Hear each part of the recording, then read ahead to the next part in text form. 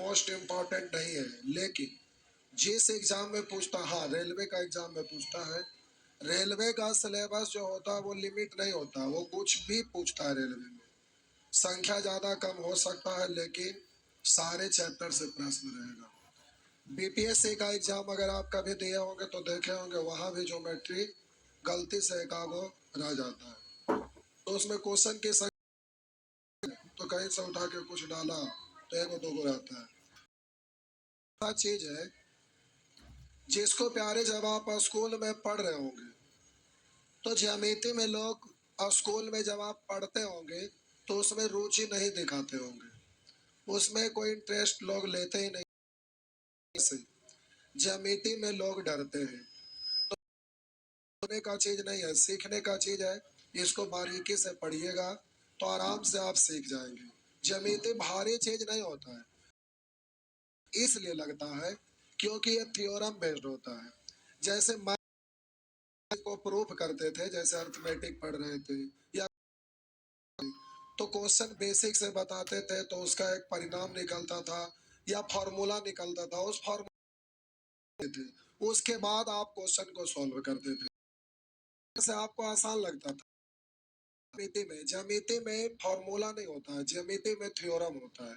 उस थ्योरम को आपको ध्यान में, अगर थ्योरम ध्यान में रहेगा तो उसका क्वेश्चन को आप आसानी से बना सकेंगे।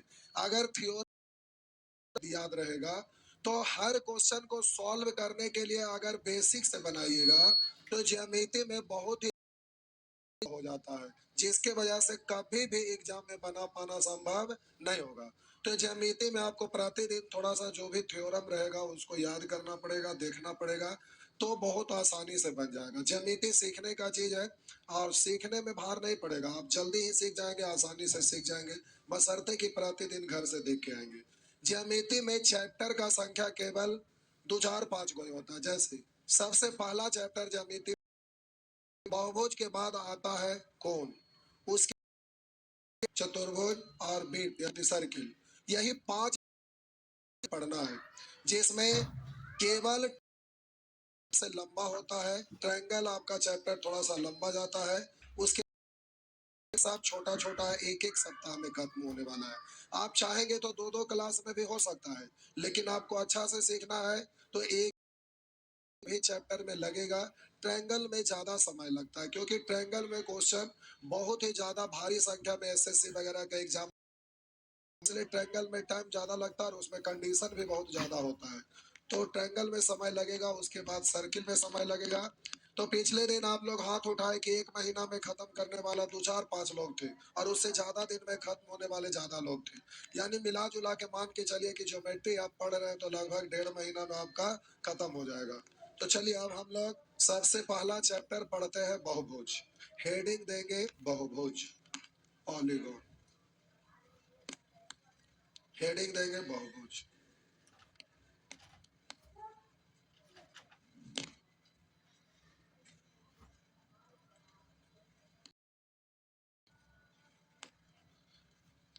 हेडिंग देंगे बहुभुज। लिखिए, कुछ रेखाओं समतल आकृति, कुछ रेखाओं घेरे बंद समतल आकृति बहुभुज कहलाता है। से घेरी बंद समतल आकृति बहुभुज कहलाता है।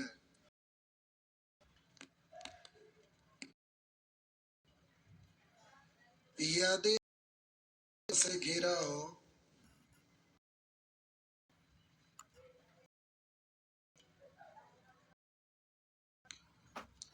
यदि 3 रेखा से घिरा हो तो त्रिभुज, 4 रेखा से घिरा हो,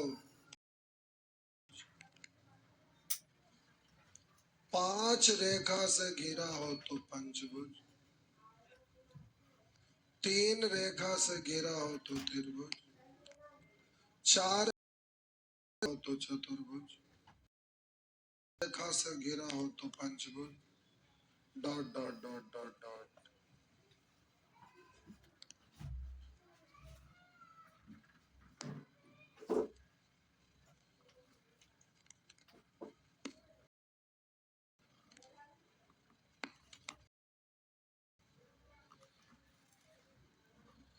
ये 3 रेखा से बंद समतलाकृति है, इसलिए ये आपका त्रिभुज।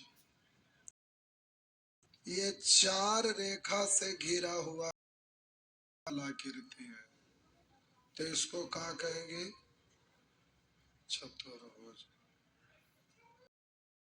आपका 5 रेखा से घिरा हुआ बंद समतलाकृति है, तो इसको आप बोलेंगे पंचभुज। उसी के भी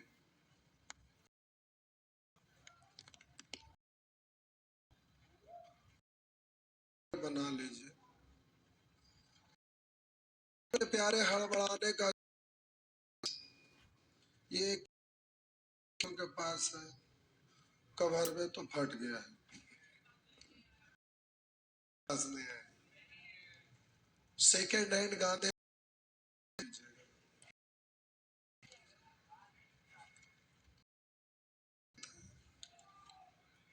दोस्त लोग से, पुराना लोग से ले लीजिए, कोई बात नहीं, नहीं मिलता है तो अच्छी बात। जी,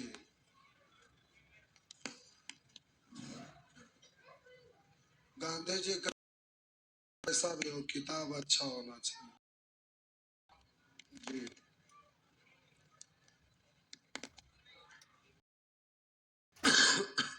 आगे लिखिए। बहुभुज के प्रकारों में वर्गीकृत। बहुभुज के प्रकारों को बहुभुज के पर 2 भागों में वर्गीकृत किया गया है।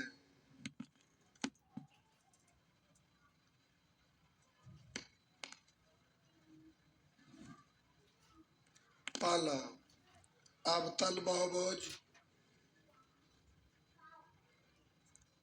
दूसरा उत्तल बहुभुज। पहला अवतल बहुभुज, दूसरा उत्तल बहुभुज।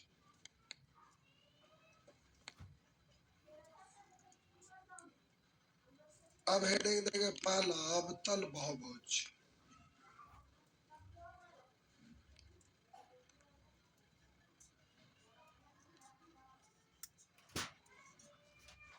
वैसा बहुभुज, वैसा बहुभुज जिसका एक भी अंतःकोण, वैसा बहुभुज जिसका एक भी अंतःकोण 180 डिग्री से 180 डिग्री अधिक हो, वैसा बहुभुज जिसका एक भी कोण 180 डिग्री से अधिक हो।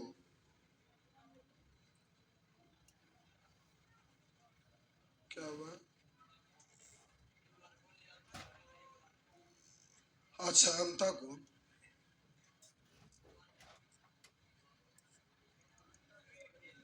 अच्छा, अंतर छूट गया था, तो पता था तो अंतःकोण लिखिए, की दिक्कत है? अंतःकोण ही है। अरे अंतःकोण हो सकता है, आवाज फंस रहा होगा, अंतर छूट गया होगा, अंदर कौन बाहर आया, बाहर आया था। आया था तो आप छोड़ कैसे देखा रहे कि नहीं आया था? अच्छा ठीक है, बाहर आया था। देखिए कल 9 बजे तक आवाज ठीक था, 9 बजे के बाद 10 बजे, 9 बजे के बाद जो 9 से 10 में क्लास लेने आए तो हम 5 बार बोलने का प्रयास किए, एक ही चीज बात, 4 बार अंदर रह गया, 5वां बार में एक सेंटेंस का एक शब्द बाहर आया, उसके बाद फिर 2-3 शब्द बाहर आया, बार बार प्रयास करते करते। तो कोई स्टूडेंट बोले कि सर विक्स खाइए, विक्स मंगवाए, लेकिन उससे पहले आधा रुक रुक के आवाज आने लगा, तो किसी तरह से लोग पढ़े थे। आप में से भी कोई होंगे कल, कोई थे कि नहीं मॉर्निंग में? कौन थे? क्या हम सही बोल रहे हैं ना? तो कोई जान के आवाज थोड़े ना बैठा लेता है, ये ऐसा चीज है, कोई ऐसा चीज होता है कि आवाज में बैठ जाए, कुछ खाने से ऐसा तो कुछ होता नहीं है। तो बैठ गया तो उसको हम क्या कर सकते हैं? फिर भी हम जबरदस्ती पढ़ा रहे हैं, कुछ कम है? तो फिर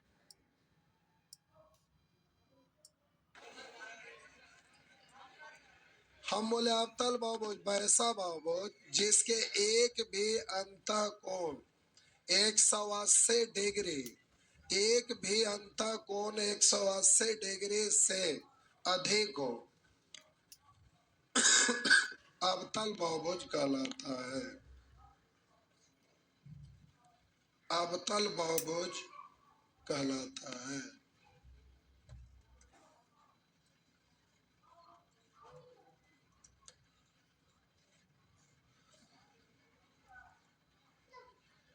आप इधर देखिए,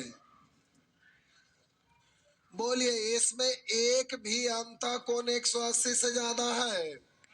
यह अवतल बहुभुज नहीं है। इसमें 180 डिग्री का मतलब क्या होता है? यह स्ट्रेट लाइन है ना, ये कौन है? अगर थोड़ा भी ऐसे झुक गया तो 180 नहीं, 180 का मतलब ये वाला 180 नहीं। तो हम बोले एक भी कोण 180 डिग्री का हो जाए तब वह अवतल बहुभुज कहलाएगा। तो बोले इसमें एक भी 180 से अधिक है? नहीं है। इसमें एक भी कोण 180 से अधिक है, तो ये आपका अवतल नहीं है। हम बोले प्यारे कि एक भी कोण 180 से ज्यादा हो जाए, लो अच्छे कोण, ये आपका बहुभुज है, A B C D E. हम बोले ये बहुभुज का अंतःकोण है।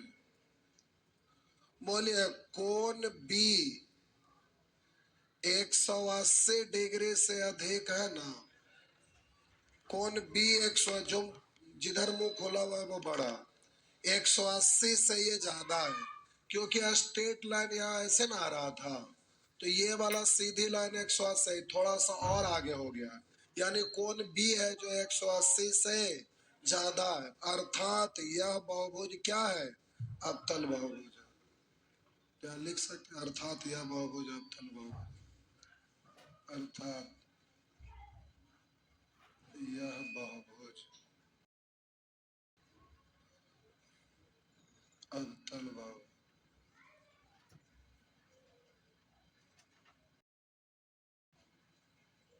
अवतल बहुभुज क्या है?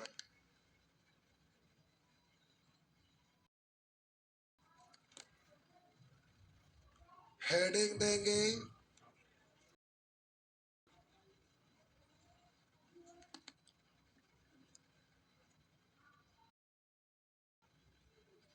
अवतल बहुभुज से मैथ में क्वेश्चन नहीं पूछता, जीएस में पूछता है जी।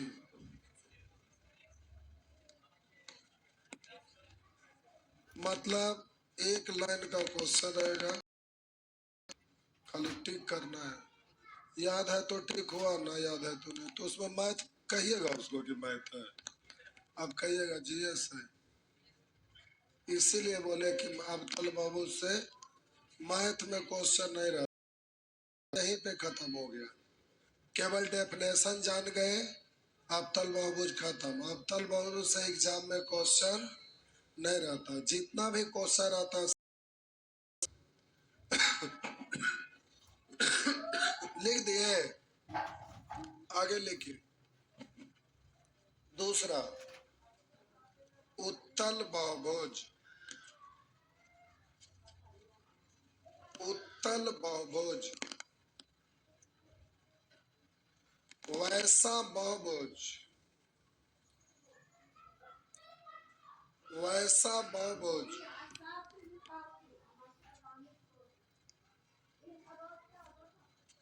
जिसका एक भी कोण,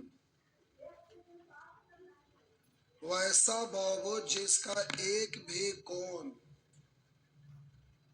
180 डिग्री से अधिक न हो, 180 डिग्री से अधिक न हो। कॉस्ट में लिख दीजिए बगल में, 180 डिग्री से कम। उत्तल बहुभुज कहलाता है।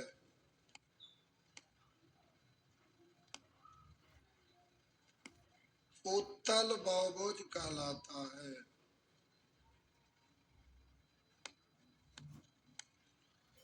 उत्तल बहुभुज कहलाता है।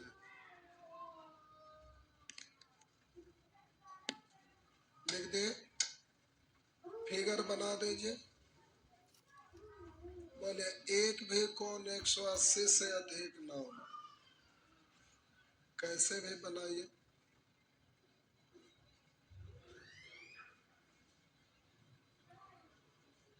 जैसे तैसे बनाइए ना, अच्छा डिजाइन नहीं बनाना, जैसे तैसे बताइए। एक भी कोण 180 डिग्री से अधिक है नहीं, अर्थात यह बहुभुज उत्तल बहुभुज।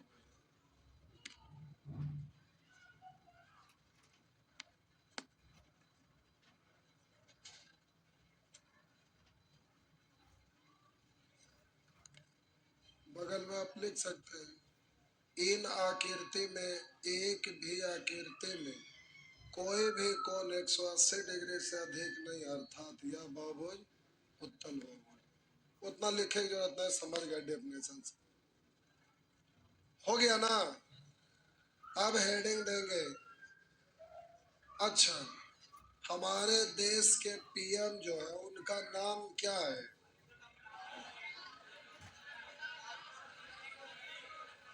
पूरा नाम बोलिए।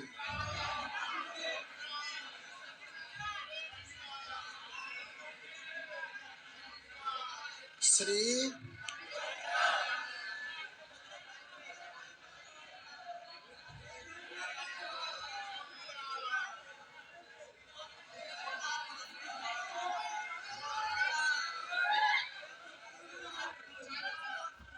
क्या बोले?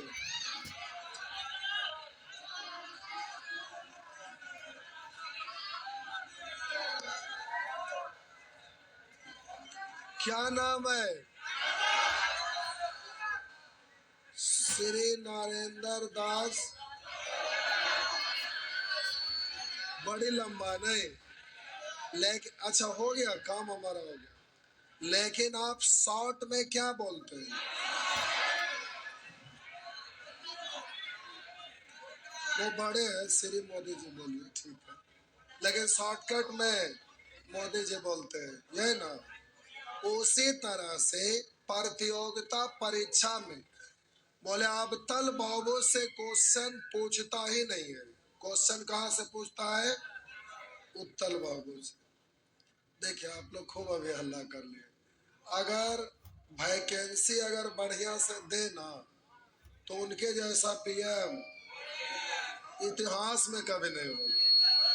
लेकिन सब वैकेंसी खा जाते हैं, इसलिए तो गड़बड़ सबके लिए आई है ना। यही दिक्कत है।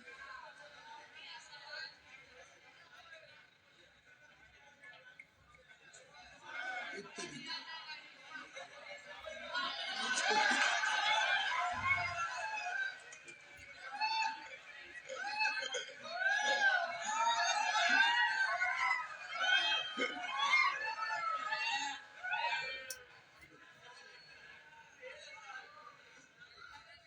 मेरा मतलब है, अच्छा लाइन आ जाएगा, लाइन कट गया, जनरेटर चलो।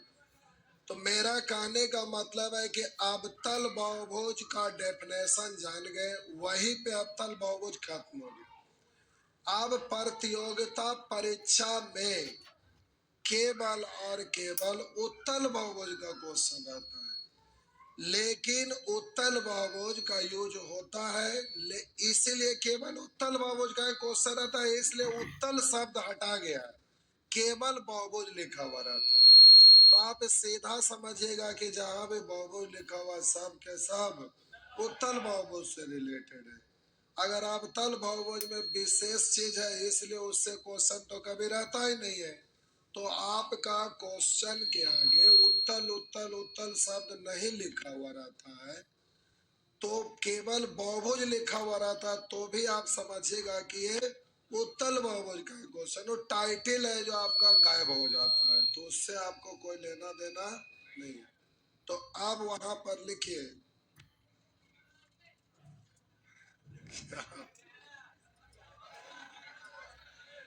लिखिए उत्तल बहुभुज के प्रकारों को, उत्तल बहुभुज के प्रकारों को,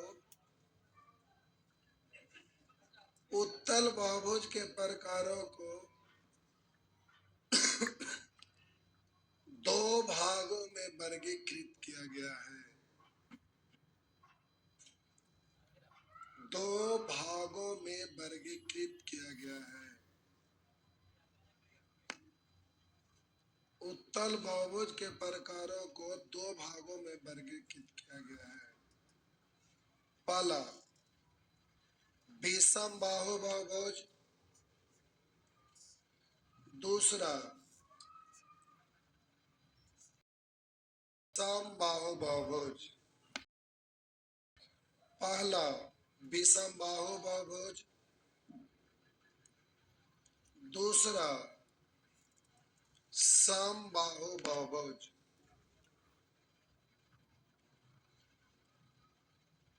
अब हेडिंग देंगे विषम बाहु बहुभुज, हेडिंग देंगे विषम बाहु बहुभुज। वैसा बहुभुज, वैसा बहुभुज जिसके सभी भुजा आपस में बराबर न हो, वैसा बहुभुज जिसके सभी भुजा आपस में बराबर न हो, अथवा सभी कोण आपस में बराबर न हो, वैसा बहुभुज जिसके सभी भुजा आपस में बराबर न हो, अथवा वैसा बहुभुज जिसका सभी कोण आपस में बराबर न हो,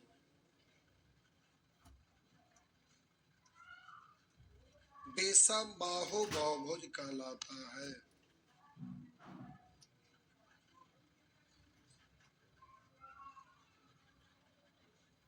क्या हुआ? विषम बाहु बहुभुज कहलाता है। इतना भी सेंस नहीं है, अपने से भी लिख सकते, बड़ी बड़का बड़का चीज है। अरे हम तो बहुत बढ़िया से लिखाते चल रहे हैं कि ज्योमेट्री में कहीं से कोई दिक्कत हो ही नहीं, एकदम जीरो से चल रहे हैं, इससे नीचे हो ही नहीं सकता है। और इसको सीखने के बाद एक भी क्वेश्चन ना बने, ये भी नहीं हो सकता। तो ज्योमेट्री बहुत आसान है लेकिन हम आपको बोले इसमें टाइम लगता है, फिर से सीखना पड़ता है, पेशेंस लगा के। अब ये आपका कोई भी भुजा बराबर है,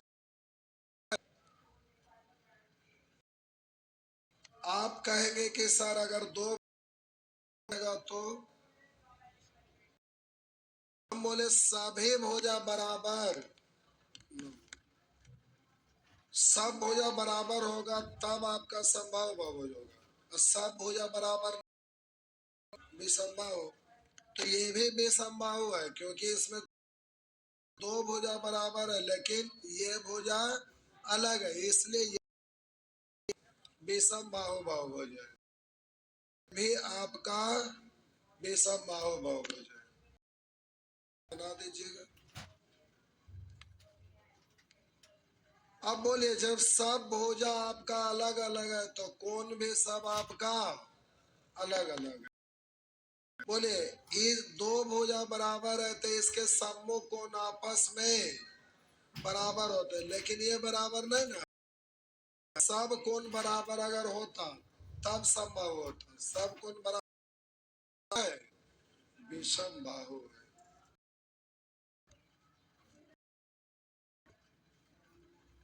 फिगर बना दीजिए।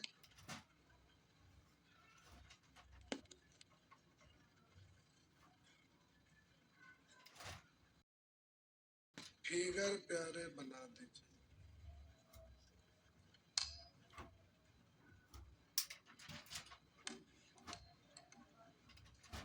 आप भैंस पर चढ़ के बैठे हैं,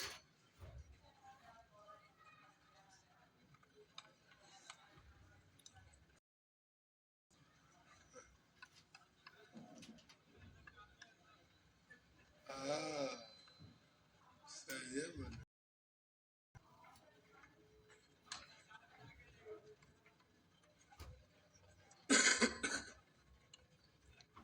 चलिए, खराब बात है।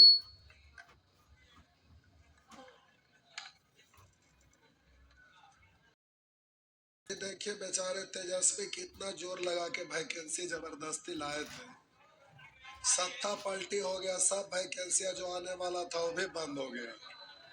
अगर वो रहते तो अभी वैकेंसी और आता नहीं। अरे ताज्जुब की बात यह है कि इधर से जा रहे थे तो स्टेडियम वगैरह के तरफ लिखल था रोजगार का नाम नीतीश कुमार, समझे, और सब के ऊपर कालिख पोता हुआ, समझ रहे ना। इससे तो यह स्पष्ट हो रहा है कि रोजगार न मिल रहा है, जबरदस्ती का रोजगार दे रहे हैं, पकौड़ा बेच रहे हैं उसको भी रोजगार में शामिल कर रहे हैं, तो बेरोजगार में लोग जान रहे हैं, तो कालिख तो पोताइबे न करेगा। ये खराब बात नहीं, सही बात है। नहीं,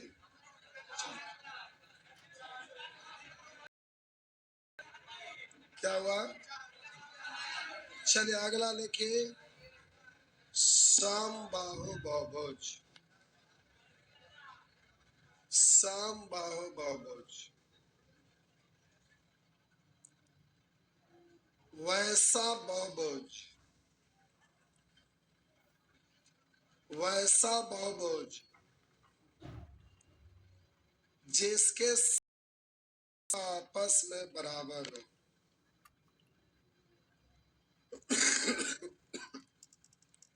वैसा बहुभुज जिसके सभी भुजा आपस में बराबर, अथवा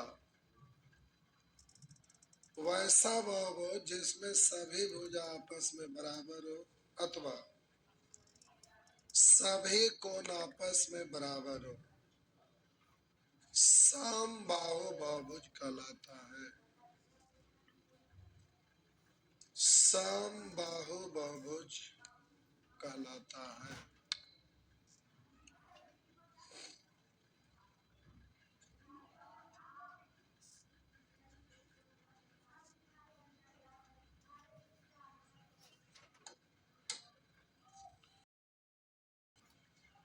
देखिए, इसमें सभी भुजा बराबर है, इसमें सभी भुजा बराबर है,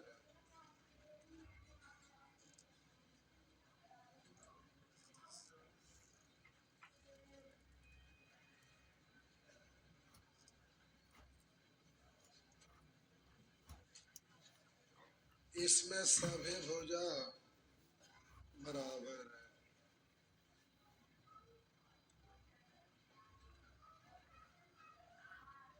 अब हम बोले भुजा ए बी बराबर बी सी बराबर या कोण ए बराबर कोण बी बराबर कोण सी, अर्थात यह बहुभुज समबाहु बहुभुज, अर्थात यह बहुभुज समबाहु बहुभुज है, अर्थात यह बहुभुज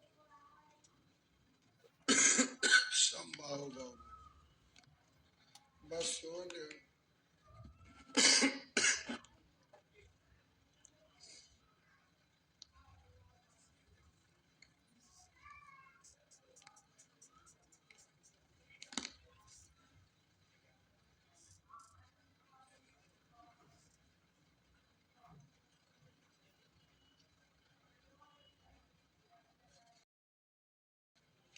हेडिंग देंगे गुण प्रॉपर्टी। यह भी आप बहुभुज के बारे में जाने कि बहुभुज का में क्या क्या होता है, बहुभुज के प्रकार, डेफिनेशन, ये सब जाने। अब क्वेश्चन बनने के लिए कुछ गुण इसका बहुभुज का होता है यानी प्रॉपर्टी, उस प्रॉपर्टी को याद रखना पड़ेगा, तब आपसे क्वेश्चन बनेगा। तो हेडिंग दीजिए गुण प्रॉपर्टी।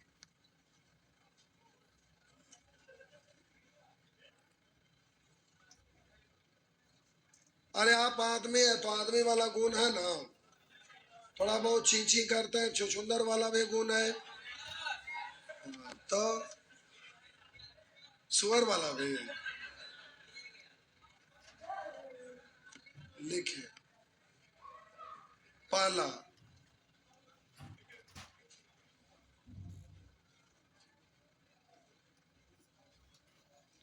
सबसे पहला पॉइंट, एन भुजा वाले, एन भुजा वाले, एन नंबर वाला है, एन भुजा वाले किसी भी उत्तल बहुभुज, एन भुजा वाले किसी भी उत्तल बहुभुज के प्रत्येक भुजाओं को बढ़ाने पर, एन भुजा वाले किसी भी उत्तल बहुभुज के प्रत्येक भुजाओं को बढ़ाने पर बने बहिष्य कोणों का योग, प्रत्येक भुजाओं को बढ़ाने पर बने बहिष्य कोणों का योग। अरे जोग योग ठीक है भाई, आप ही वो जोग बोलते थे तब बोलते हैं योग, लिखते हैं योग और पढ़ते हैं जोग, अब फिर योग जोग कर रहे हैं। 360 डिग्री होता है, 360 डिग्री होता है,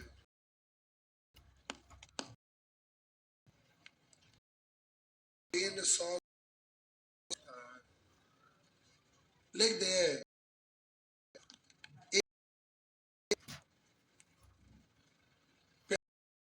का त्रिभुज है, हम डायग्राम समबाहु या विसंबाहु सब जगह वही रूल लगेगा। हम बोले ये आपका प्यारे, ये जिसका भुजा का नाम है ए बी सी। अब देखिए बारी बारी से हम बारी बारी से सभी भुजा, इस भुजा को बढ़ा दिए तो इस प्रकार ये बहिष्य कोण बना। उसी तरह से अब हम बढ़ा दिए तो प्यारे ये आपका बहिष्य कोण बना, इस भुजा को बढ़ा दिए आपका बहिष्य। हम बोले भुजा बीसी को, भुजा एसी को, सभी को बढ़ा दिया ना, तो इस प्रकार बने बहिष्य कोणों का योग। तो हम बहिष्य कोण आपका ए है और ये कहीं भी लिखे उससे कोई दिक्कत ना है, आपको समझा। तो हम बोले यहाँ पर बोलिएगा ए बी भुजा को बढ़ाए सी ए भुजा को बढ़ाए, तो इस प्रकार ये बहिष्य कोण बना। तो बहिष्य लोग हमेशा 360, यानी इसको मान लेते हैं सी ए लिखे उससे अच्छा, थीटा ज्यादा अच्छा। हम बोले ये आपका ए बी का बी सी है, ये सी ए, इसको हम ऐसा करते हैं, इसको हम लिख देते हैं थीटा वन,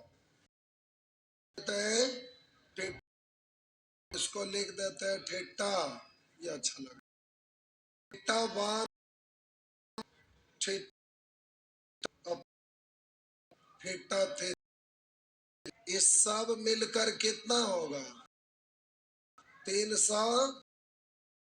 अब रुक जाइए, आप आने के लिए ऐसा किए, कोनों का जो कितना होता है, तो ये बराबर भुजा अगर हम मानते हैं तो बोलेंगे ये, तो ये कितना, तो बोले 60 होगा। है कि लाइन रहता है तो प्यार रहता है, तो पूरा, तो इसको अगर थीटा वन है, इसको थीटा टू पढ़ेंगे तो theta one plus theta two मिलकर 100, यानी स्ट्रेट लाइन में 180 होता है, तो ये पूरा स्ट्रेट लाइन है ना, तो ये 60, तो 180 में से 60 घटाएंगे 100।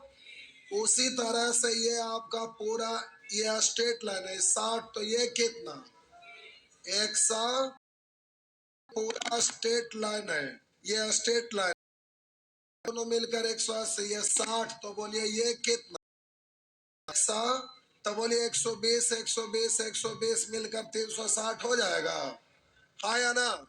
Theta one plus theta two plus theta three theta four, आप दूसरा डायग्राम भी बना सकते हैं। हम बोले प्यारे इसमें सभी भुजा बराबर नहीं है, इसमें सभी भुजा बराबर नहीं है, तो अब हम बोले इसको बढ़ाइए, तो इस तरह से ये वाला से इसको बढ़ाइएगा, उसी तरह से इसको बढ़ाइए। मान लेते हैं कि ये वाला कोण आपका है ना, कोण, इसको हम मान लेते हैं कि ये 40 डिग्री है, मान लेते हैं ये 80 डिग्री है, 60 मान लेते हैं, इसको मान लिया 60, इसको मान लेते हैं 80, ठीक। तीनों कोणों का योग 180, 60 40 100 80 180, तीनों कोणों का योग है। अब बोले भुजा को बढ़ाए तो यह स्ट्रेट लाइन बना, तो अब ये दोनों मिलके ना 180, ये और ये, तो 180 में से 40 घटाइए तो ये कितना 100, बोलिएगा ये कितना, बोलिए ये वाला स्ट्रेट लाइन 180 60 इधर, तो ये कितना है।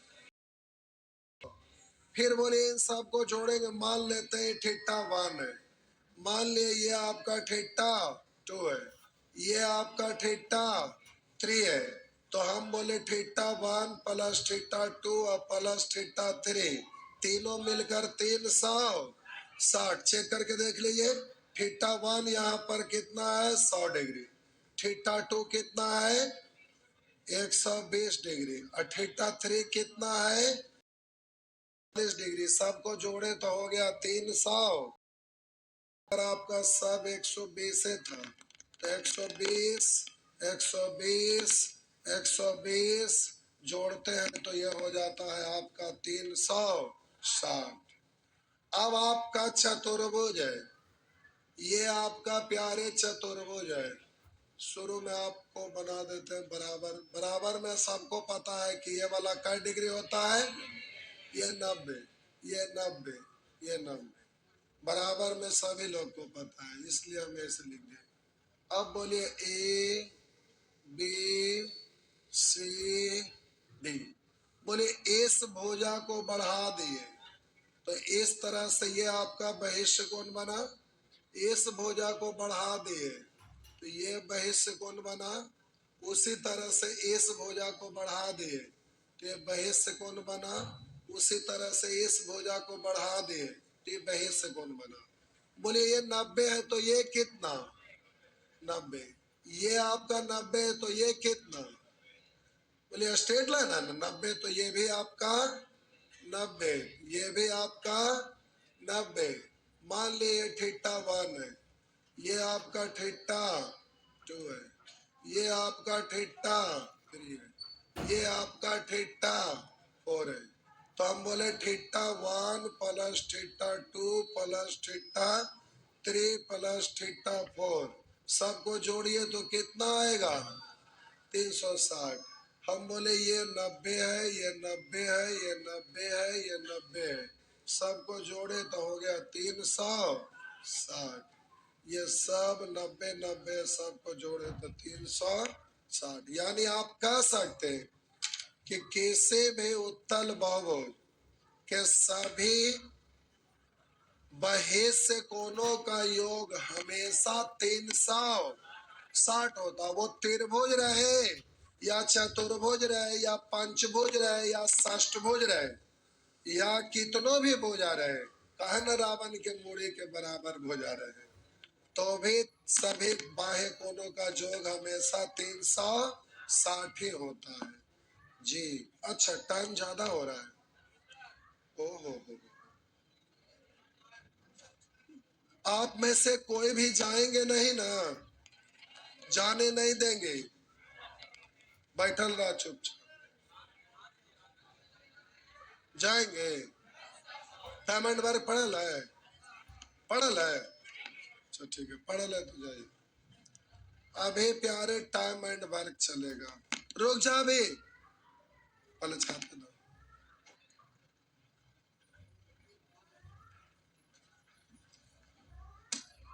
अभी एक दिन और लगेगा समझाने में पूरा, उसके बाद क्वेश्चन बनेगा। अभी बबुआ एक दिन और लगेगा तो क्वेश्चन बनेगा।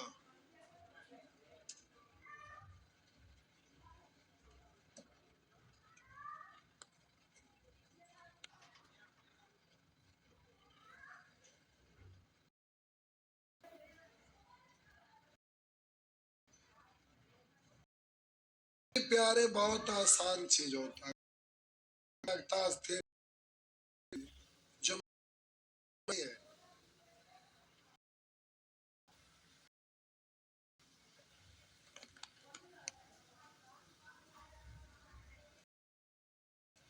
भारी भारी है, पूछिए क्यों। घर पर ना देखिएगा तो जाहिर सी बात है भारी लगेगा।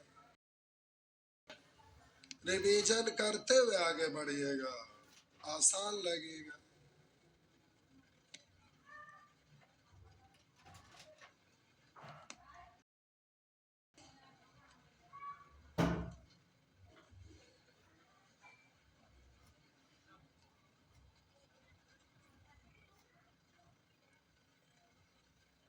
चलिए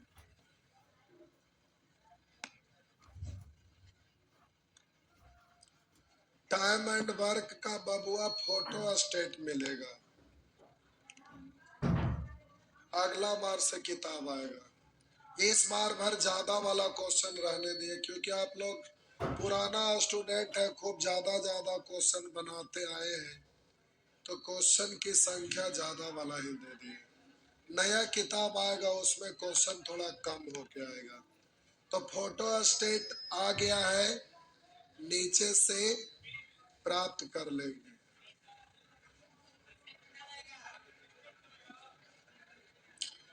टाइम एंड वर्क, साथ में टाइम एंड डिस्टेंस का भी फोटो स्टेट होगा। Time and work, time and distance, चार चार चैप्टर रिलेटेड है। टाइम एंड डिस्टेंस 16-17 क्लास में खत्म होता है। टर्म एंड वर्क भी 16-17 क्लास में खत्म होता है। यानी 4-4-8 चैप्टर खत्म होने में लगभग 32 से 34 क्लास में खत्म होता 8 चैप्टर।